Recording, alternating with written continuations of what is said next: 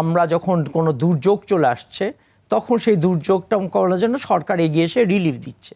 হ্যাঁ, তো আমাকে মোটামুটি একটা বেগারের মতো দশা হচ্ছে। কিন্তু যদি একটা ইন্স্যুরেন্স থাকতো তাহলে কিন্তু সে বসে পড়তো না, সে তার পেশায়।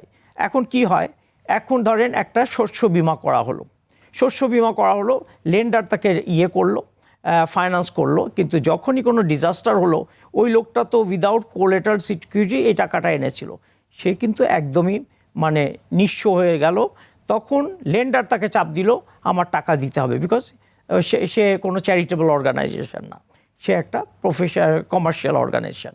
তখন ওই বেচারা কৃষকটা তারকে যেই ভিটে বাড়ি ছিল সেইটা বিক্রি করে দিয়ে সে শহর লোনটা পরিশোধ করলো। এর ফলে কি হচ্ছে, ল্যান্ডলেসের সংখ্যা বাড়ছে, লোকে প্রফেশনকে ত্যাগ করছে।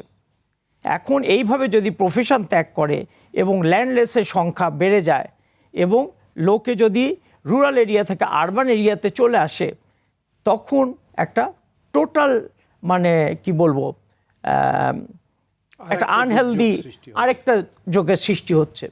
যদি এই ব্যাপারে সচেতনতা চলে আসে এবং সরকার যদি বাধ্যতামূলক করতে হয়, insurance is not that expensive. এটা কিন্তু আসলে দেখেন আমরা কয়টা পয়সা নিয়ে 100 টাকার কাভারেজ দিচ্ছি।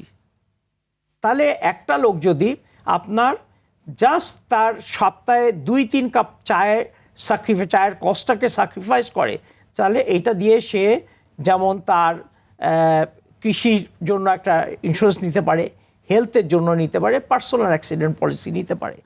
তাহলে এই দায়ভারগুলো থেকে সরকার কিন্তু পুরোপুরি মুক্ত হয়ে যায় এবং সেই লোকটাও ইন্ডিপেন্ডেন্টলি আপনার চলতে পারে, সে আর বেগার থাকে না, তার মনোবলও বৃদ্ধি পায়। আর এই যে পেশা ছেড়ে যাচ্ছে, দেখেন আমরা কৃষি নির্ভর একটা দেশ এবং আমাদের এখনও ডাইরেক্টলি অর ইনডাইরেক্টলি যদি আপনি হিসাব করেন দেখবেন মোর দেন 55% of our population is dependent on agriculture. তো এই লোকগুলো যদি কৃষি থেকে সরে আসে তাহলে কীরকম এইটা তো একটা রুগ্ন হয়ে যাবে। যেখানে আমরা খাদ্যে স্বয়ংসম্পূর্ণ বলি, তখন তো আমরা খাদ্যে স্বয়ংসম্পূর্ণ থাকবো না, will have to import all this things.